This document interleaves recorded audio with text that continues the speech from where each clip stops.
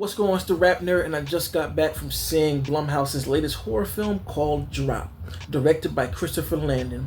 Now, the story follows a woman named Violet who has been off the dating market for some time because of some tragedies that she experienced, but thanks to her sister talking her back into it, she decides to jump back in the dating pool with the guy that she's been texting and keeping online contact with for the past few months. And when she arrives to this restaurant, she starts to get these messages called drops, forcing her to do things that she does not want to do. And if she does not comply, her family will have to deal with those consequences. And the interesting part about this is the messages that she's being sent are these things called drops. And the rule surrounding the drops is the messages can only be sent and received to people within your immediate radius. So that means she's receiving these messages from somebody within the restaurant, and on goes the game of who done it. So I had a fantastic time watching this film, and the mystery of who is doing this kept me on the edge of my seat the entire time. And I have to say that synopsis that I gave is all in the trailer, so I'm not spoiling anything.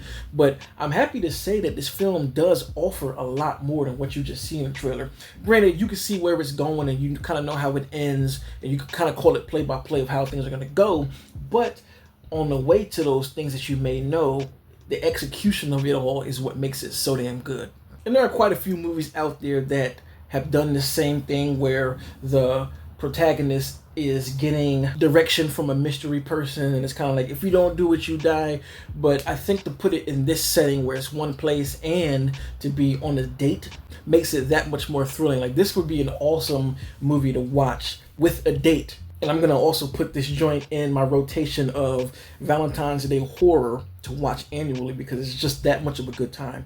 And one thing that this movie does do that might annoy some people is it has a lot of text messaging on the screen when she's talking to this person that's giving her the direction. But what I can say is I liked it a lot because they stylized it really, really well in a number of different ways. I mean, the framing of a shot is set up for the words to spread across the screen. Like, you might see Violet in the frame of the corner using the rule of threes, and the words would be spread all across the window in a very artistically aesthetic pleasing way that almost looks like a sign.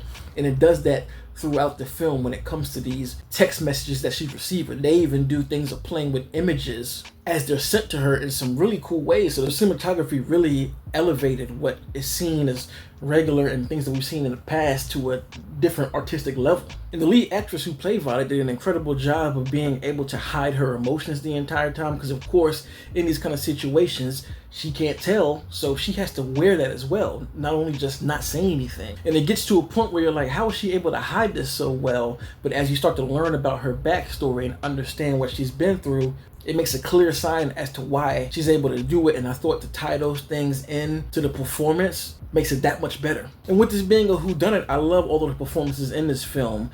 Every person is given enough to work with, as well as their acting in their performances to kind of look like they're shady but also look normal. So you never really know who is the root of the issue, literally, until you get to it, because I was trying to guess it from the start, because some things just seem too fishy and I'm like, this is a little bit too convenient, but lo and behold, it wasn't at all what I thought it was. And this is classified as a horror thriller, but I think it walks the line of thriller more than horror, because the violence in the film isn't as over the top as you would expect from a flat out horror, but there are some horrific things that really do happen, and it leans on the ideology of fear, so it has to go into the horror bucket. And once the reveal happens of who's behind it, this thing gets cranked into overdrive in the third act, man. A whole lot of thrilling stuff happens that definitely leans more into the fantastical nature of what horror is, and I enjoyed myself a lot. This is definitely a movie that you're going to be shouting at the screen, because I found myself doing that.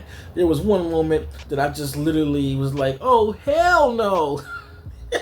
And if you're into horror thrillers and whodunits, I would definitely advise to go ahead and go watch this thing this weekend. You will not be disappointed, and you will have a good time. So if you've seen the movie, let me know in the comments what you thought. Try and keep it spoiler free since the film did just release, and let me know what was your favorite scene as well.